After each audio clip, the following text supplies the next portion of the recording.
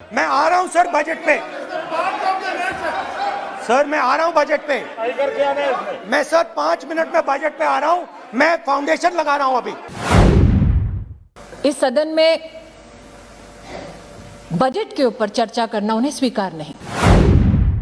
और पहली बार सालों बाद एक बार फिर पहली बार हिंदुस्तान के लोगों को भूख से मरना पड़ेगा। इस बात को देखकर कई लोग हतप्रभ रहे होंगे कि चर्चा बजट से संबंधित है तो बजट पर व्यक्ति क्यों ना बोले। हाँ बजट पे बोलेंगे, बजट पे बोलेंगे, आप शांत हो जाइए। सोचने पर सदन का हर सदस्य मजबूर हो गया कि एक व्यक्ति झूठ की नींव पर खड़ा असत्य की और कितनी इमारतें बना सकता है। किसान का मुद्दा भी बजट का मुद्दा है, आप उनका आदर कीजिए। संविधान की अवहेलना करना इस सज्जन के लिए नई बात नहीं है। आज इस देश को 4 लोग चलाते हैं। आप बजट पर चर्चा कर लें। बजट पे कर रहा हूं सर, बजट पे आ रहा हूं। 4 लोग चलाते हैं, हम बता 2 दिया। और हमारे 2। और जिन लोगों ने दिल्ली में भारत के टुकड़े होने के नारे का समर्थन किया वो भारत को समर्पित इस बजट का समर्थन कभी नहीं कर पाएंगे। प्रधानमंत्री कहते हैं बजट पर कि मैंने ऑप्शन दिया है। हाँ आपने ऑप्शन दिया है, 3 ऑप्शन दिए हैं।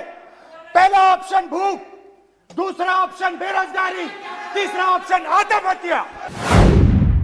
मैं अचंभित थी सभापति महोदय जब उस व्यक्ति ने किसान की दुहाई दी और आरोप मढ़ा इस सरकार पर। इस देश की जो रीढ़ की हड्डी है, किसान, मजदूर, छोटे दुकानदार, व्यापारी, उस रीढ़ की हड्डी को तोड़ के टुकड़े टुकड़े करके 2 मित्रों को दे दो। इस सज्जन को यह बात स्वीकार नहीं कि 80 करोड़ नागरिकों तक इस बजट के संदर्भ में देश के प्रधानमंत्री ने राशन 8 महीने पहुंचाया कैसे। तो हम 2 हमारे 2।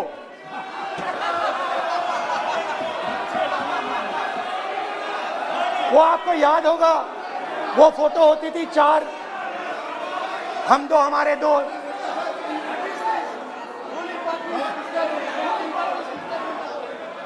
क्यूट से चेहरे थे, सुंदर सुंदर चेहरे, मोटे मोटे चेहरे, हम 2 हमारे 2। इस सदन में बजट के ऊपर चर्चा करना उन्हें स्वीकार नहीं। इससे होगा क्या? जब ये कानून लागू होंगे तो जो इस देश के किसान हैं, इस देश के मजदूर हैं, छोटे व्यापारी हैं, इनका धंधा बंद हो जाएगा। इनमें से किसानों की खेत चली जाएगी, किसान को सही दाम नहीं मिलेगा, छोटे दुकानदारों की दुकान बंद हो जाएगी और सिर्फ 2 लोग, हम 2 और हमारे 2 इस देश को चलाएंगे। इस बात को देखकर कई लोग हतप्रभ रहे होंगे कि चर्चा बजट से संबंधित है तो बजट पर व्यक्ति क्यों ना बोले। ये नई चीज नहीं है, ये आप मत सोचिए कि ये नया अटेम्प्ट है, पहला अटेम्प्ट है। ये पहला नहीं है, ये काम प्रधानमंत्री ने हम 2 हमारे 2 के लिए पहले नोटबंदी में शुरू किया था। सोचने पर सदन का हर सदस्य मजबूर हो गया कि एक व्यक्ति झूठ की नींव पर खड़ा असत्य की और कितनी इमारतें बना सकता है। पहली चोट नोटबंदी थी। आइडिया क्या था?